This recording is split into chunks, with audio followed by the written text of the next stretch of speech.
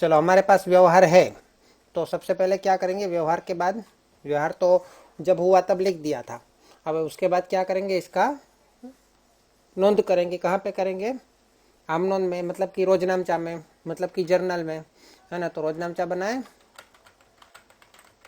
पहले क्या आएगा, तारीख,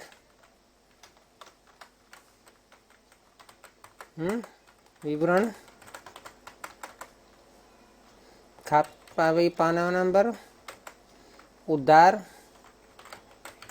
और जमा। ठीक है। चलो पहला तारीख, 31,000 रोकड़ा और 75,000 का फर्नीचर धंधे में लाए। क्या रोजनामचा बनेगा इसका, कौन बताएगा मुझे, चलो कौन बताएगा, फटाफट फटाफट। धंधे में रोकड़ा आ रहा है और फर्नीचर भी आ रहा है, तो दोनों क्या है, रोकड़ा और फर्नीचर दोनों क्या है, रोकड़ा और फर्नीचर दोनों क्या है, संपत्ति है। हाँ।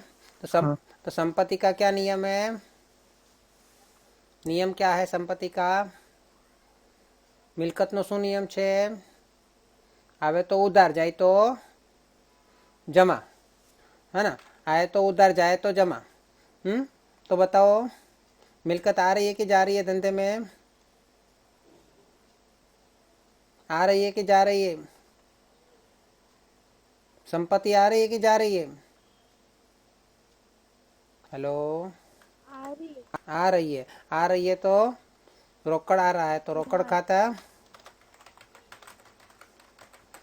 उधार, कितना, 31,000 पर 39,000, है ना। और फर्नीचर भी आ रहा है, तो फर्नीचर खाता उधार, कितना, कितना है, 75,000। अभी क्या लिखेंगे, क्या मालिक लाया ना पैसा, ये सब चीजें कौन लाया, मालिक लाया। सर, हाँ, वहाँ पे ना 75,000 नहीं आएगा, 7500 है। 7500 है, ओके, 7500, ओके। और जमा कितना होगा, जमा कितना होगा, 46,500, हाँ। ओके। चलो ठीक है, दूसरा रोजनामचा बोलो, 2 तारीख का। ये देखो सभी संयुक्त रोजनामचा है ना। उधार 2 होता है तो जमा 1 हो रहा है, उधार 1 होगा तो जमा 2 हो जाएगा, है ना। ऐसे रोजनामचा है, इसलिए इसका खतौनी सीखना भी जरूरी है।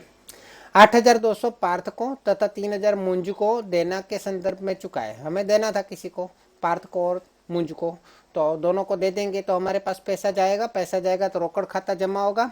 और पार्थ और मुंज क्या है, अभी के लिए, इस वक्त के लिए वो लाभ लेने वाले हैं, लाभ लेने वाला खाता उधार होता है, तो पार्थ खाता उधार कितना, 8,200, और मुंज खाता उधार 3,000, ठीक है ना। और हमने पैसा चुकाया तो रोकड़ा गया, तो रोकड़ खाता, સર हाँ, આ કયું કરાવો છો તમે? तीसरा, 5 तारीख, मानसी के पास से रुपया 7,400 के लेना पेटे रुपया 7,000 का क्रॉस्ड चेक पूर्ण हिसाब में मिला। मानसी पासेથી 7,400 નો ચેક, જે મતલબ પાસેથી 7,400 નો આપણે पैसा लेवाना था, एमांथी 7,000 નો चेक મળ્યો, है ना। पर पूर्ण हिसाब में मतलब हिसाब पूरा कर देना है, हिसाब खत्म कर देना है, मतलब 400 में कम लेना पड़ेगा, ठीक है ना। तो मानसी के पास से मिला, तो मानसी लाभ लेने वाली हुई कि देने वाली, मानसी लाभ लेने वाली हुई कि देने वाली, आपा वाली, तो वो जमा होगा। બેને हाँ, तो वो जमा होगा। और हमको पैसा मिला लेकिन चेक में मिला, क्रॉस्ड चेक, तो बैंक खाता उधार होगा, बैंक खाता क्या होगा, उधार। ઉધાર कितना रुपया होगा, पूरा होगा कि 7,000 होगा, 7,000 7,000 होगा, ठीक है। 7,000 ओके, वेरी गुड। और उसके बाद क्या करना है, 7,000 है तो हमने क्या, सात कितना कम लिया, 400 कम लिया, तो बट्टा खाता, लेकिन वो बट्टा क्या है, हमने कम लिया तो हमारा नुकसान है, तो दिया बट्टा खाता उधार, कितना, 400। हाँ और कौन सा खाता हाँ जमा होगा, मानसी खाता 7,400। चलो उसके बाद क्या है 7 तारीख नितिन को 6,400। हाँ बोलो कुछ पूछना है। हाँ सर આપણે 4,000 એના પાસે ઓછા લ્યા તો એને બતાવો હોય। हाँ हमने उसको डिस्काउंट दे दिया, उसने पैसा दिया तो हमने उसको डिस्काउंट दे दिया। चलो 400 डिस्काउंट, डिस्काउंट मतलब बट्टा है ना। આમાં આપેલ બતાવો કે ભાઈ સર મને કસર हाँ કસર ખાતે નહીં જોડે કસર कसर, कसर ही बोलेंगे उसको, लेकिन कसर की जगह यहाँ पे बट्टा ही लिखेंगे। खाते में, खाते में कसर नहीं लिखेंगे, बट्टा ही लिखेंगे। ठीक है हाँ। चलो उसके बाद क्या है तो नितिन को 6,400 का तथा परेश को 3,200 का माल बेचा, है ना। माल बेचा तो माल तो जाएगा तो बिक्री खाता जमा होगा।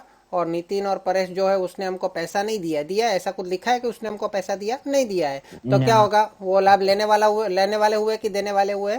पैसा लिया नहीं उसने, लेने वाले मतलब हाँ लेने वाले होंगे, क्योंकि अभी उसने અત્યારે એને આપણને માલ એને આપણને પૈસા આપ્યા નથી, આપણે એને માલ આપ્યો, એને માલનો લાભ મળી ગયો પણ પૈસા એને આપણે સામે લાભ આપ્યો નથી। नितिन को तो नितिन लेने वाला खाता उधार होता है, नितिन खाता उधार 6,400 और परेश खाता उधार कितना है 3,200। हाँ और क्या है कौन सा खाता जमा होगा, बेचा मतलब बिक्री खाता, हाँ वेचाण खाता। तो कितना आएगा 32 तो 108 नहीं 9,600।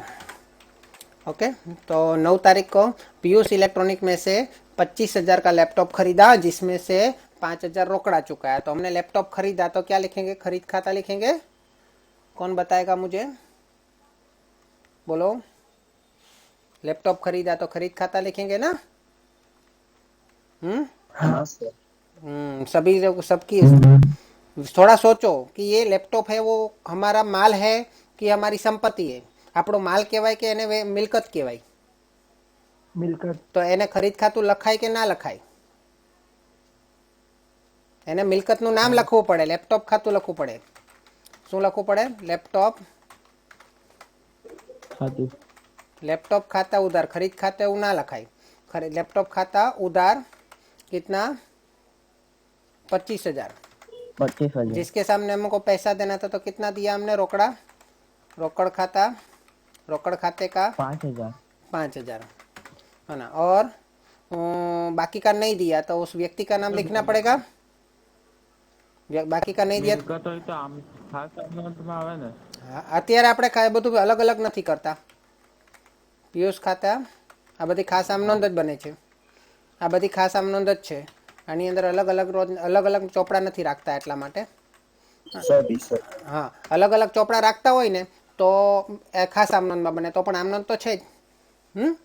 અને તો રોકડનો વ્યવહાર રોકડ મેળમાં થાય ને બાકીનો 20,000નો વ્યવહાર છે, 20,000ની એન્ટ્રી છે તે લેપટોપ ખાતામાં થાય, બરાબર છે। ચલો ત્યાર પછી આમનોંધ બની ગઈ એટલે બીજું સ્ટેપ શું કરવાનું આપણે, આમનોંધ બની જાય એટલે બીજું સ્ટેપ શું કરવાનું, આમનોંધ બની જાય એટલે ખાતાવહી બનાવવાની, બરાબર।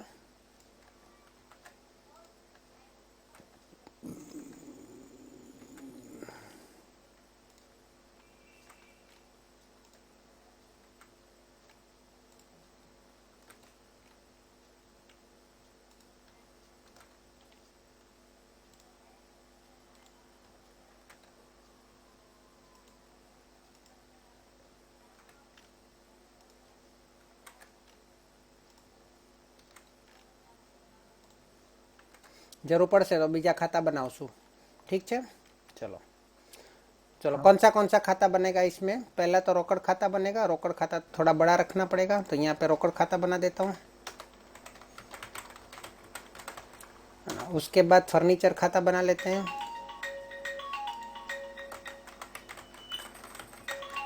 यहाँ पे पूंजी खाता बना देते हैं।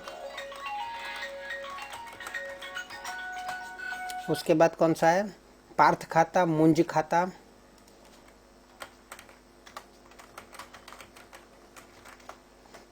पार्थ खाता, उसके बाद मुंज खाता, उसके बाद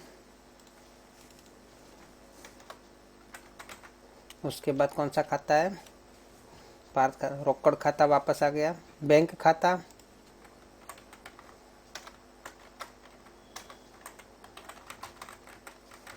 उसके बाद कौन सा है, दिया बट्टा खाता, उसके बाद कौन सा है, मानसी खाता, उसके बाद नितिन खाता, परेश खाता और बिक्री खाता।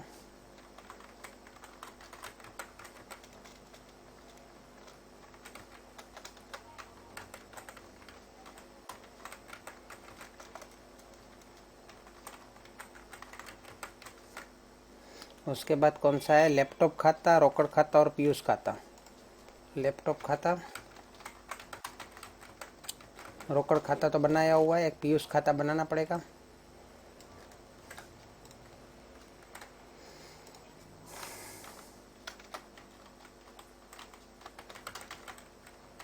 क्लियर हुआ? सब खाते बना दिए, अभी खाते में एंट्री करेंगे, जो पुरानी एंट्री को मैं हटा देता हूँ सब। ओके चलो,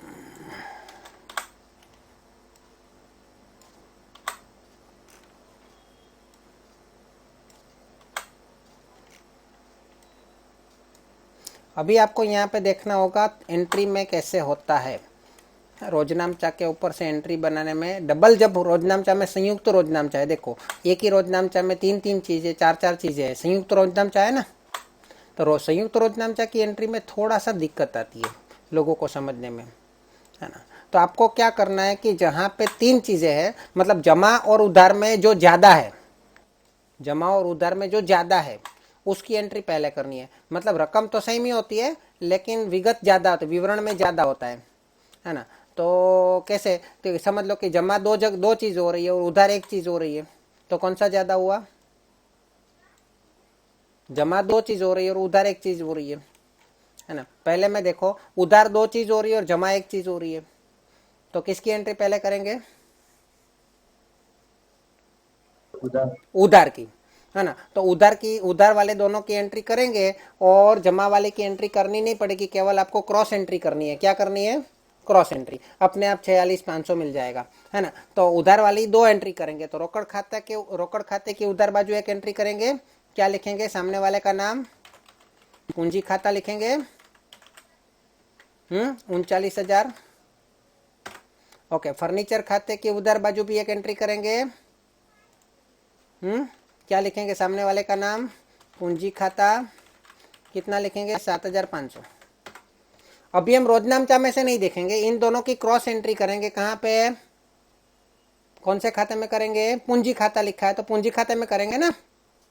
चलो रोकड़ खाते की पहले क्रॉस एंट्री करते हैं। पूंजी खाता यहाँ पे क्या लिखा है, उधर साइड लिखा है ना, रोकड़ खाते की उधर साइड लिखा है पूंजी खाता, मतलब पूंजी खाता क्या होगा, जमा होगा। तो पूंजी खाते की जमा साइड लिखते हैं 39,000 और सामने वाले का नाम, खाते का नाम कौन से खाते से लाए, बताओ कौन से खाते से लाए, रोकड़ खाते से, ठीक है।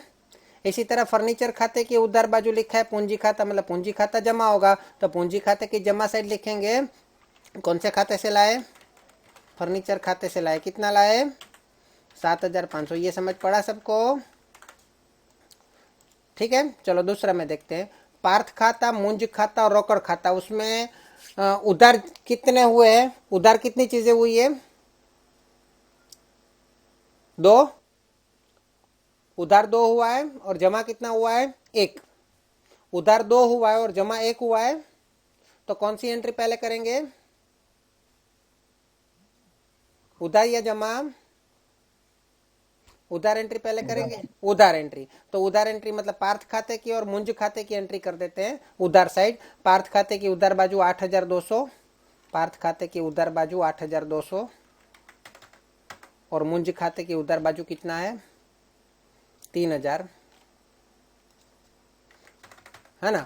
और दोनों में कौन सा है, रोकड़ खाता, सामने वाले का नाम क्या है, वो लिख देंगे विवरण में, रोकड़ खाता, ठीक है। और इसी तरह मुंज खाते में भी लिख देते रोकड़ खाता, तो हमें वो पता चलेगा, ठीक है। चलो अभी इन दोनों की क्रॉस एंट्री रोकड़ खाते में देंगे। हाँ, तो यहाँ पे पार्थ खाते में उधार बाजू रोकड़ खाता लिखा है, तो रोकड़ खाते की जमा बाजू लिखना पड़ेगा 8,200। तो रोकड़ खाता तो पहले बनाया, जमा बाजू लिखूं 8,200।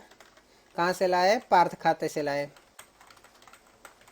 है ना। इसी तरह मुंज खाते की उधार बाजू कितना लिखा है? मुंज खाते की उधार बाजू क्या लिखा है? रोकड़ खाते लिखा है 3,000। तो मुंज खाते की रोकड़ खाते की जमा बाजू लिखना पड़ेगा 3,000। रोकड़ खाते की जमा बाजू लिखना पड़ेगा 3,000। क्या नाम है? मुंज खाते, है ना। तो देखो हमने कौन सी एंट्री की? हमने इसकी एंट्री की 11,200 की। हमने ये 11,200 की एंट्री की नहीं की नहीं की ना। न- लेकिन हमने पार्थ और मुंज खाते की एंट्री करके उसकी क्रॉस एंट्री कर दी, तो उसका टोटल कितना हुआ? 8,200 और 3,000 का 11,200 की एंट्री अपने आप हो गई। बताओ, 11,200 की एंट्री अपने आप हो गई। 8 और 3 11 होता है ना, 11,200 हो गया ना। तो रोकड़ खाते की जमा बाजू 11,200 नहीं लिखना पड़ेगा, उसका अलग अलग लिखना पड़ेगा। समझ में आया?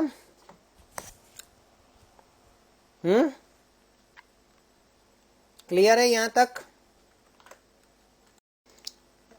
उधार दो चीज हो रही है, बैंक खाता उधार, हाँ, दिया बट्टा खाता उधार, मानसिक खाता जमा। बे उधार ने एक जमा। तो कौन सा एंट्री पहले करेंगे, उधार वाली या जमा वाली?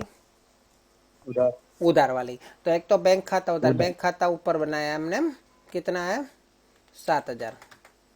दिया बट्टा उसके सामने क्या लिखना है? बैंक खाते में क्या लिखना है? मानसी खाता। सामने वाले का नाम क्या है? मानसी है ना।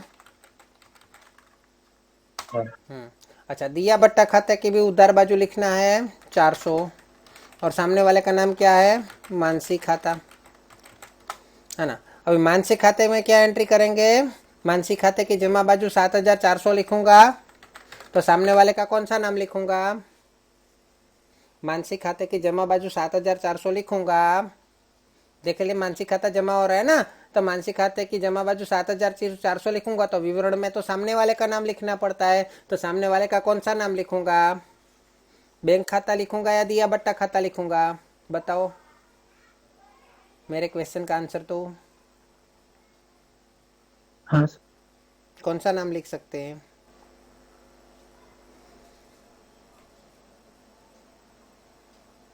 बताओ, लिख सकते हैं कि नहीं लिख सकते? नहीं लिख सकते।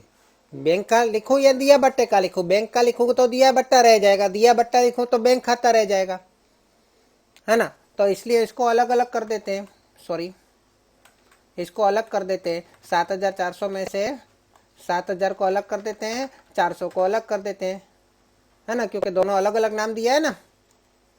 7,000 में किसका नाम लिख सकता हूं मैं? बैंक खाते का, क्योंकि सामने वाले 7,000 में है। और 400 में किसका नाम लिख सकता हूं मैं? दिया बट्टा खाता। क्लियर हुआ? समझ में आया? सर। हाँ बोलो, बताता हूं मैं। हमने क्या किया? बैंक खाता उधर 7,000 किया, बैंक खाते के उधार बाजू 7,000, सामने वाले का नाम मानसी खाता लिखा। दिया बट्टा खाता की जमा उधार बाजू 400 लिखा, सामने वाले का नाम मानसी खाता लिखा। अभी ये मानसिक बैंक खाते के उधार बाजू जो मानसी खाता लिखा है, तो मानसी खाते की जमा बाजू, ये मानसी खाता है, उसकी जमा बाजू 7,000 लिखना पड़ेगा। हाँ। उसमें लेकिन वो 7,000 कौन से खाते से लाए? बैंक खाते से लाए, तो इसलिए विवरण में बैंक खाता लिखना पड़ेगा। क्लियर? हाँ। इसी तरह दिया बट्टा खाते की उधार बाजू मानसी खाता लिखा 400 रुपया, तो मानसी खाते की जमा बाजू 400 रुपया लिखना पड़ेगा। हाँ। और खाते के ऊपर हेडिंग कौन सा है सामने? दिया बट्टा खाता, तो वो यहाँ पे विवरण में लिखना पड़ेगा कौन से खाते से लाए। 400 कौन से खाते से लाए? दिया बट्टा खाते से लाए ना। आपेल बट्टाओ गुजराती में। चलो उसके बाद उसके बाद लैपटॉप खाता, अरे नितिन खाता उधार, परेश खाता उधार, बिक्री खाता जमा। चलो बताओ मुझे क्या कौन उधार कितने हैं, जमा कितने हैं? उधार कितने हैं, जमा कितने हैं? 6400। नहीं नहीं, ऐसा ऐसा नहीं। उधार कितनी चीजें हैं और जमा कितनी चीजें हैं?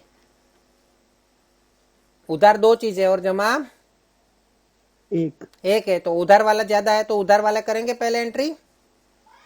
हाँ। चलो नितिन खाता उधार कर देते हैं 6400,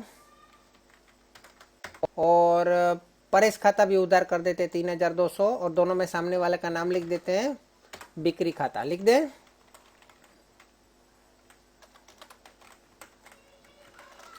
यहाँ पे भी बिक्री खाता लिख दे, सामने वाले का नाम। अच्छा, इन दोनों की क्रॉस एंट्री कहाँ पे देनी है? बिक्री खाते में देनी है। तो नितिन खाते की उधार बाजू हमने बिक्री खाता लिखा है 6400, मतलब बिक्री खाते की जमा बाजुओं में लिखना पड़ेगा 6400। और विवरण में क्या लिखेंगे? कौन सी खाते से लाए? नितिन खाते से लाए। कहाँ से लाए? नितिन खाते। इसी तरह परेश खाते की उधार बाजू बिक्री खाता हमने लिखा है 3200, तो 3200 यहाँ पे बिक्री खाते की जमा बाजू लिखना पड़ेगा। और वो कहाँ से लाए? परेश खाते से लाए। क्लियर हुआ है ना? अभी चेक कर लो, हमारा 9600 होना चाहिए। 9600 हो रहा है इन दोनों का टोटल? दोनों का टोटल 9600 हो रहा है? यस और नो? ओके। लास्ट वाला, लैपटॉप खाता उधार, रोकड़ खाता जमा, पीयूष खाता जमा। मुझे बताओ जमा ज्यादा है कि उधार ज्यादा है? रकम की बात नहीं कर रहा हूँ, जमा चीजें ज्यादा है या उधार चीजें ज्यादा है? जमा एंट्री ज्यादा है। तो पहले कौन सा करेंगे, जमा करेंगे कि उधार एंट्री करेंगे? जमा। वेरी गुड, जमा एंट्री करेंगे। तो जमा एंट्री करेंगे तो पहले रोकड़ खाते जमा 5000 लिखूं, रोकड़ खाते की जमा साइड 5000 लिखूं। सामने वाले का नाम क्या है? लैपटॉप खाता।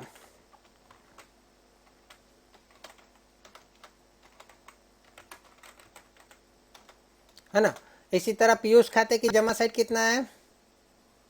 20000। तो पीयूष खाता लास्ट में बनाया था, तो 20000 लिख दूं। और सामने वाले का नाम क्या था? लैपटॉप खाता। अभी दोनों की क्रॉस एंट्री करेंगे। पहले तो रोकड़ खाते में जो हमने कहा लिखा था, जमा साइड में लिखा था 5000, है ना? तो लैपटॉप खाते क्या करना पड़ेगा? उधार करना पड़ेगा। लैपटॉप खाता उधार करना पड़ेगा। कितना रुपया है? 5000। लैपटॉप खाते की उधार साइड 5000 लिखो। कहाँ से लाए? रोकड़ खाते से। ठीक है। दूसरा, हमने पीयूष खाते की जमा साइड लिखा था 20000। ये 20000 जमा साइड लिखा था लैपटॉप खाता। तो लैपटॉप खाते की उधार बाजू लिखना पड़ेगा 20000। और ये 20000 कहाँ से लाए थे? 20000 कहाँ से लाए? पीयूष खाता। क्लियर हुआ? देखो 25000 की एंट्री आ गई लैपटॉप में। 25000 की लैपटॉप में आनी चाहिए ना एंट्री। देखो लैपटॉप खाते उधर 25000 हो, तो लैपटॉप खाते वो उधर साइड 25000 हो गया टोटल। क्लियर हुआ? तो यहाँ पे आपका वैसे देखा जाए तो ये सवाल खत्म हुआ, लेकिन हमें क्या करना है? खाते को बंद भी करना है। बंद करने के बाद उसका टोटल करके सकल तलपट में एंट्री देनी है। ठीक है, हमें यहाँ तक जाना है। क्लियर? चलो खाता बंद करते हैं। खाता बंद करके देखते हैं खाता कैसे बंद करेंगे। पहले रोकड़ खाते में देखते हैं। रोकड़ खाते में दोनों साइड में एंट्री कितनी है? दोनों साइड का टोटल कितना है? अलग अलग है ना? अगर सेम है तो खाता वैसे ही बंद हो गया। अब अलग अलग है, अलग अलग है तो क्या करना पड़ेगा? जहां पे कम टोटल है उसको ज्यादा टोटल लाना पड़ेगा। तो कम टोटल कहाँ पे? जमा साइड है 16200 और यहाँ उधार साइड 39000 है। तो दोनों साइड 39000 करने के लिए जमा साइड में कितना एक्स्ट्रा डालना पड़ेगा? जमा साइड में कितना एक्स्ट्रा डालना पड़ेगा? डिफरेंस कितना आएगा? 39000 में से 16200 माइनस करो। 39000 में से 16200 माइनस करो कैलसी से। 22800। 22800। तो दोनों साइड टोटल सेम हो जाएगा। इसको क्या लिखेंगे? शेष आगे ले गए। ठीक है, तो दूसरे दिन उसको क्या लेंगे? शेष आगे लाए। हिंदी गुजराती में क्या लिखेंगे? बाकी आगळ लई गया અને बाकी आगळ लाव्या। तो ये डिफरेंस जमा साइड आता है और शेष होती है हमारी उधार। ठीक है, चलो फर्नीचर खाते में तो सीधा डिफरेंस पता चल रहा है 7,500 का, क्योंकि एक ही टोटल है, उसी वही शेष आगे ले गए और शेष आगे लाए। ठीक है,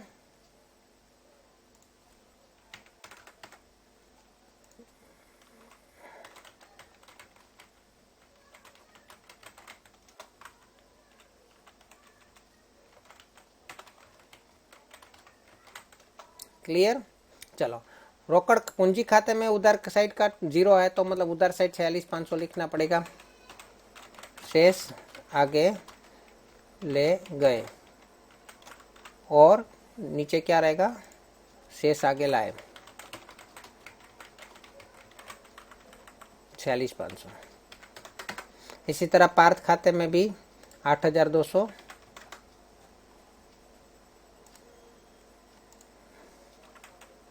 शेष आगे ले गए और यहाँ पे लिखेंगे शेष आगे लाए। ठीक है, चलो अब मुंज खाते की जमा बाजू 3,000, शेष आगे ले गए और मुंज खाते की उधार बाजू शेष आगे लाए 3,000।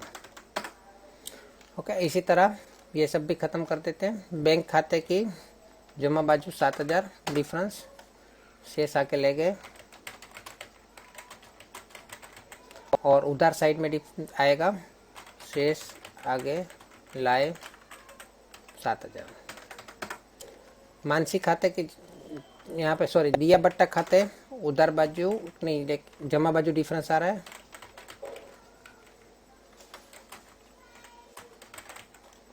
और यहाँ पे आएगा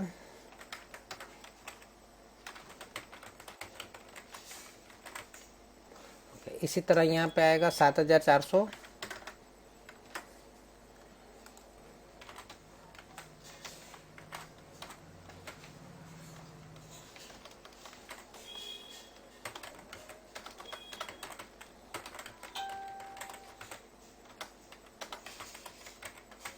और यहाँ पे आएगा शेष आगे लाए।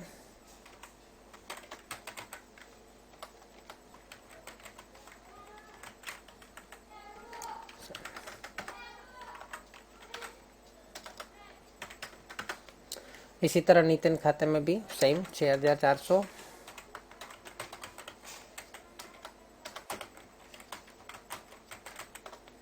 और यहाँ पे बचेगा 6,400 डिफरेंस आएगा।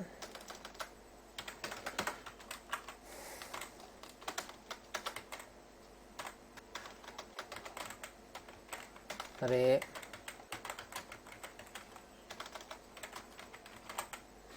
यहाँ पे इसी तरह बचेगा 3,200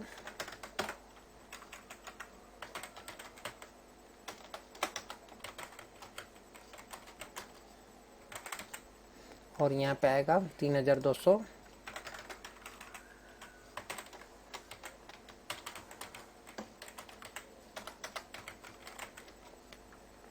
यहाँ पे आएगा 9,600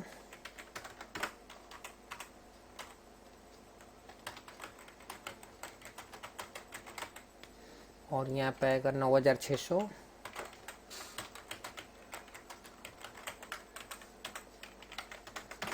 इसी तरह यहाँ पे आएगा 25,000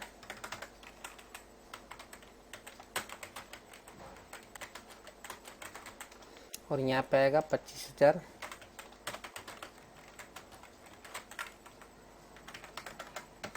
पीयूष खाते की जमा उधर बाजू आएगा 20,000